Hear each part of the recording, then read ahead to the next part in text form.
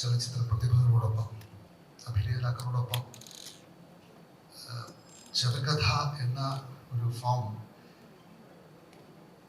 ലഘുചിത്രമായി ഉപയോഗിക്കുന്നതിന് ഏറ്റവും കൂടുതൽ ഹരം കണ്ടെത്തിയിട്ടുള്ള, അതിലൂടെ സിനിമ പഠിച്ച ഒരാളെന്ന രീതിയിൽ ഇത്തരത്തിലുള്ള പ്രോജക്റ്റ് ചെയ്യാൻ സാധിച്ചത്, അതും മലയാള ചെറുകഥയിലെ ഏറ്റവും ഉന്നത ശീർഷനായിട്ടുള്ള ശ്രീ എം ടി വാസുദേവന്റെ ഒരു കഥ അധികരിച്ചുകൊണ്ട് വളരെ സന്തോഷകരമായിട്ടുള്ള അനുഭവമായിരുന്നു.